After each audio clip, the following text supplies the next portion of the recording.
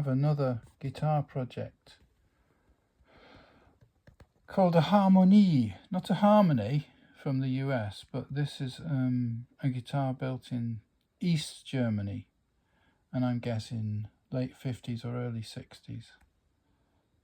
An acoustic guitar, and a bit battered.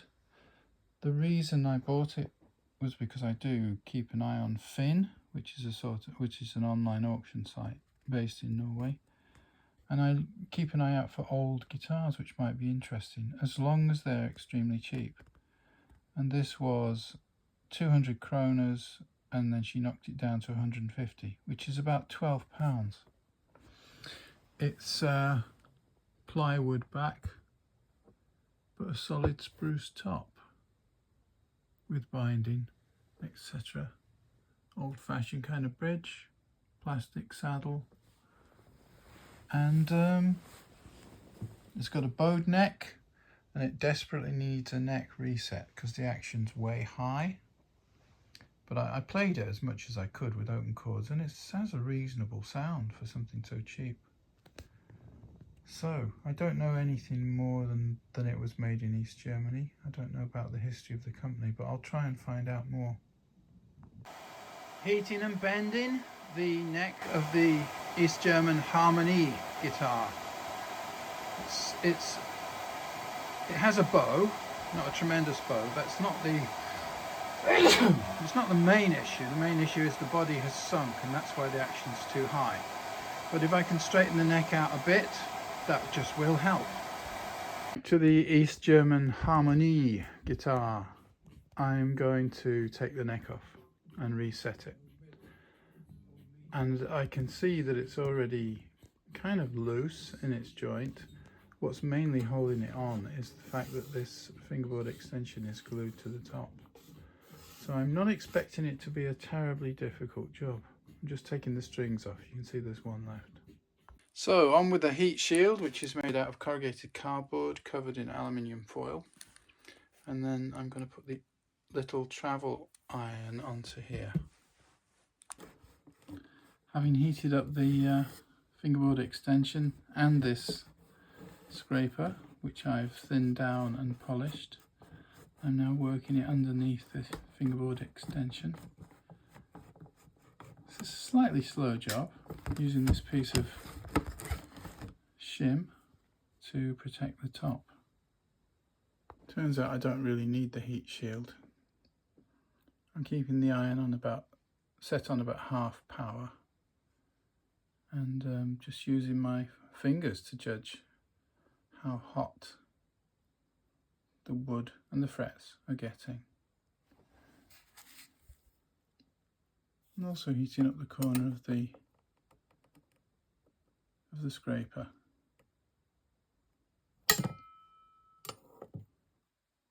It's working, but it's slow.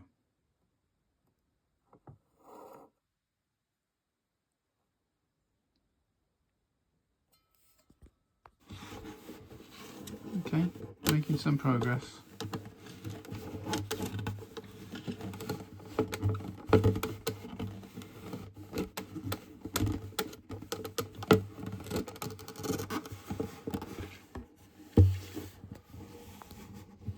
I've freed up the fingerboard extension.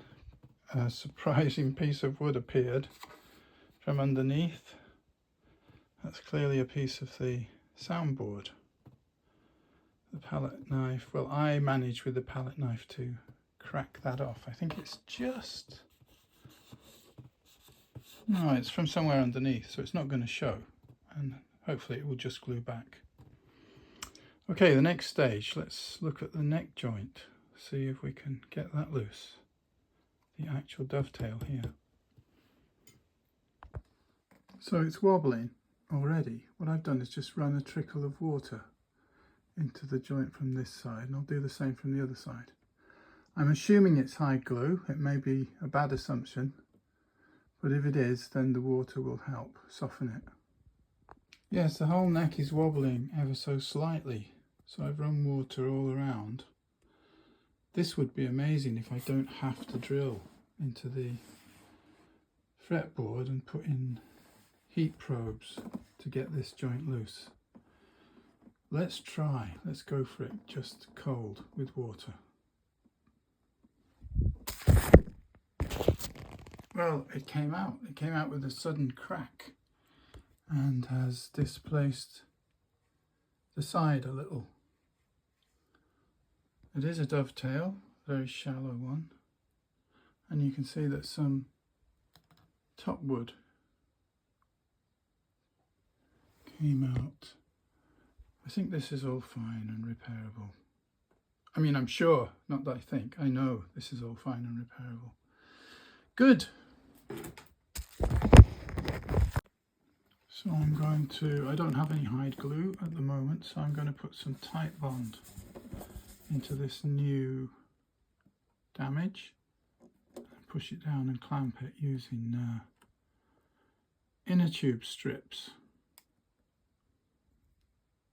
Just tight bond, the usual stuff.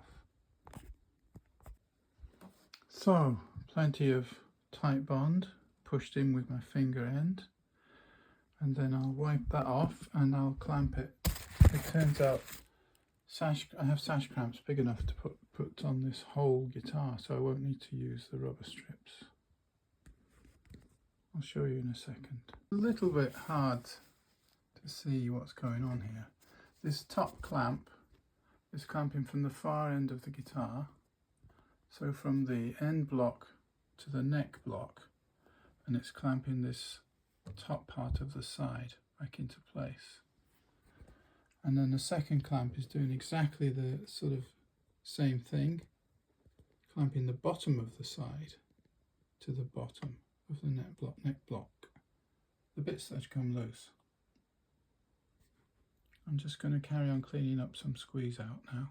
So now we'll go away and let that dry. Well, that has gone back together beautifully. I don't think you can tell there was ever any problem there. Very happy with that. I will check the bottom part. The bottom part, not quite as good. You can feel that it's not quite as aligned, but it's good enough. This guitar cost me £12, so I'm not going to worry too much. So this part I need to just think about. You can see there's a slab of the soundboard of the guitar has been pried off by me. I wasn't breaking through the glue, I was breaking through about a ½ millimeter depth of spruce. It's not, you can see it on here as the darker portion. I mean, luckily it hasn't torn a hole in it or anything. It's very sturdy what's left. I'm going to end up putting a shim in here anyway as I tilt the neck back slightly. So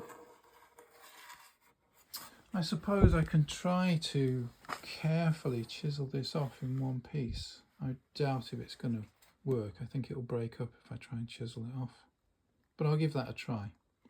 I can soak it with water and I can heat it and then try and get it off with a chisel.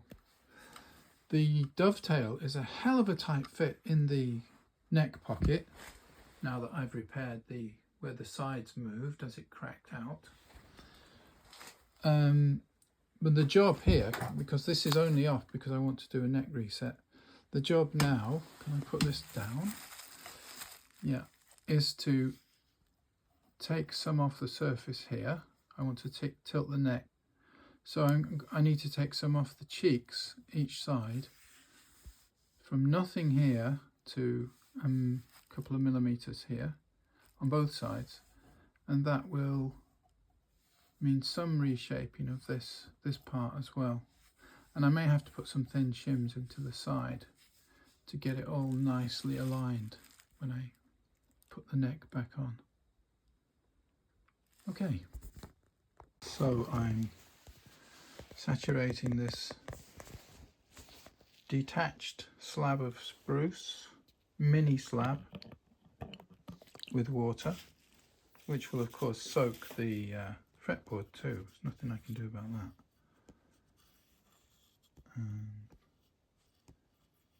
We'll let that soak in for probably half an hour, and then we will attempt to lift it off first with this. If that doesn't work, then with an actual chisel. Actually, I notice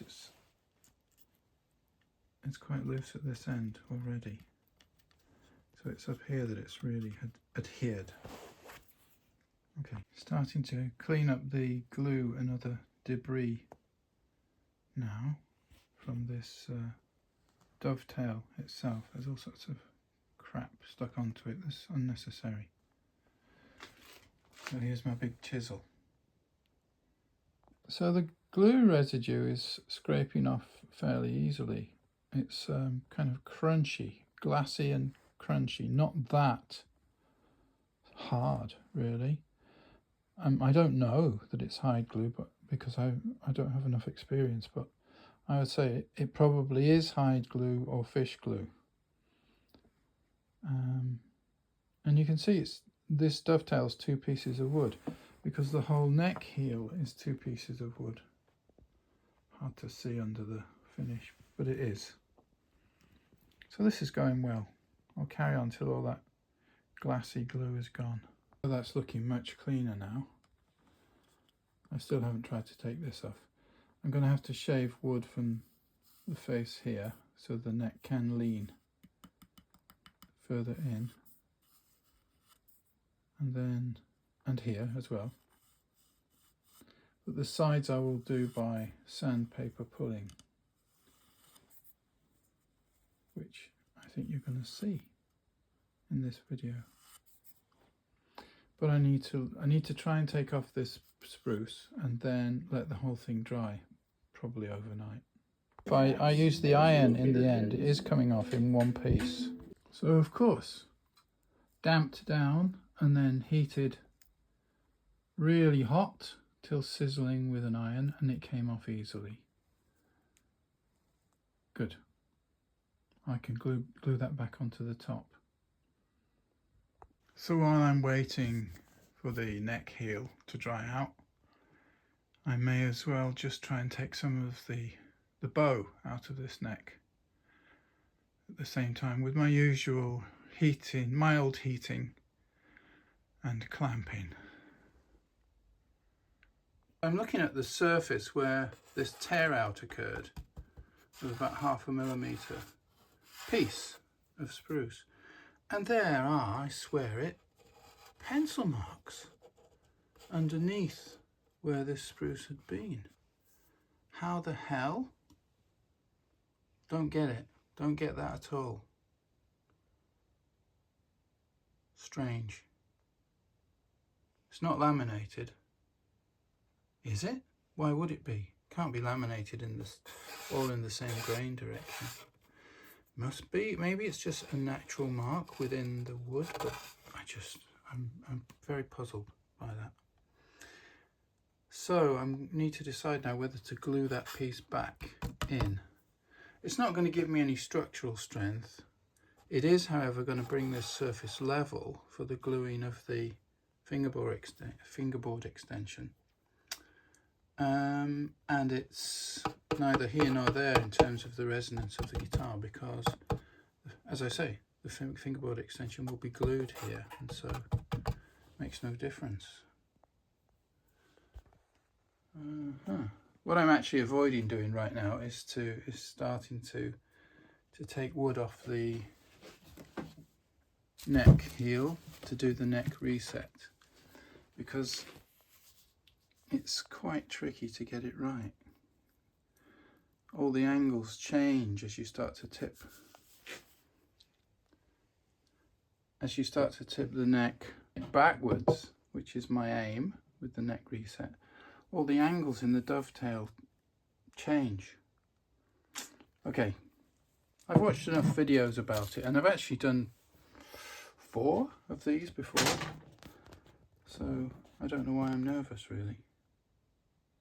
So, trial clamping, I'm going to use this block here inside as a clamping coil because there's a brace running across which will foul the clamp otherwise. So this is the clamping coil, so called, and this is the bit on top for pressing down on the splinter of spruce.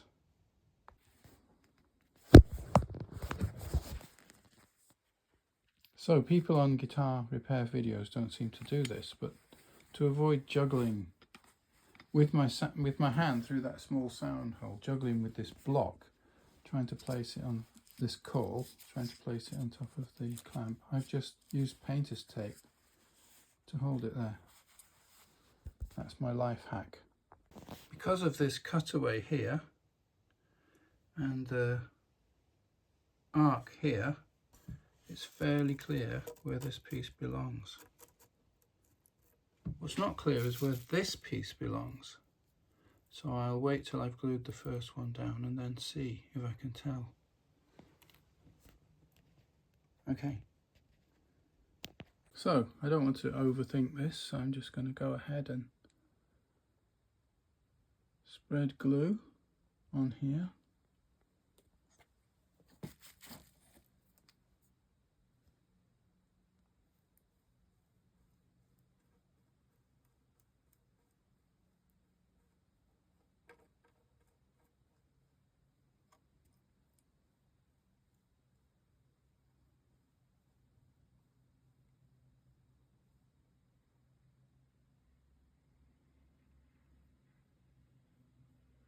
Because it's the tight bond,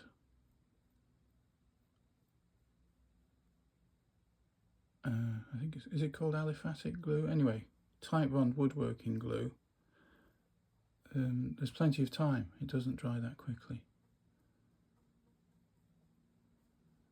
There's one or two little bits there I want to get rid of. There.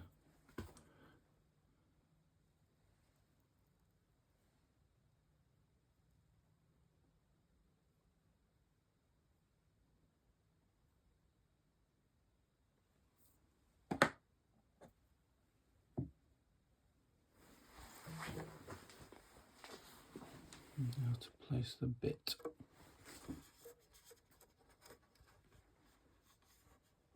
Line it up with the cutaway at this end. It's shrunk slightly in drying out, but will swell up again as it absorbs the glue. So I'm not sure about this. Not sure about this hairy bit here. How to deal with it. I think just pull it off. Yeah. Okay. Yeah, I think I'm spending too much time on this. It really is just to bring the level up for gluing down the fingerboard extension so that I don't have a gap at one side. Right, I'm going to go ahead and clamp this. So it's clamped with one clamp.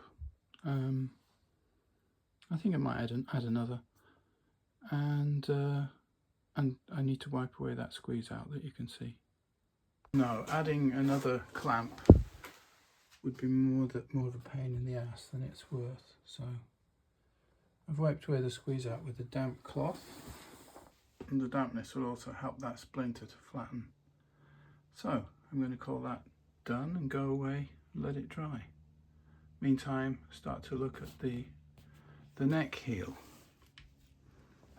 I'm going to use blue chalk to fit it in the end, but what I know is for sure I need to remove wood from the cheeks.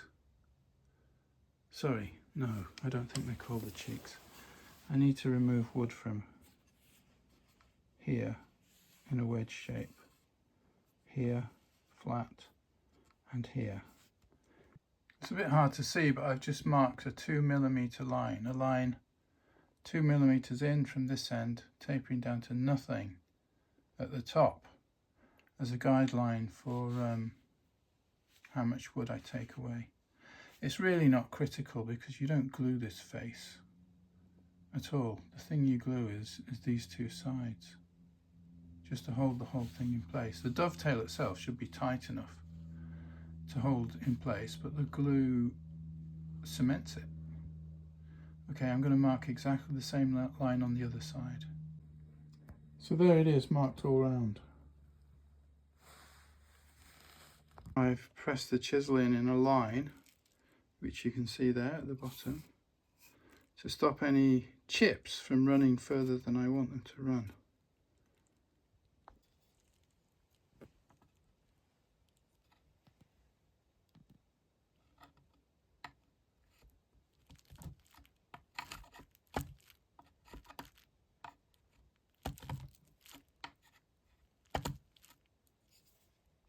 I had forgotten that when the chisel's sharp, it's actually a very satisfying thing to use.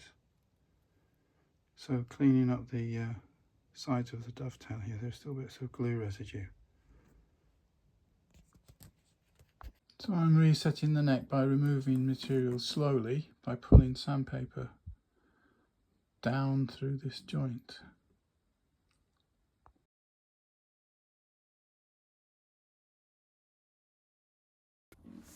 So this video came to a very sudden end yesterday, as I was using one of my sharpest chisels to shape, well, to take glue residue off and to shape the dovetail joint, and slipped and ran the chisel across the knuckle of this finger.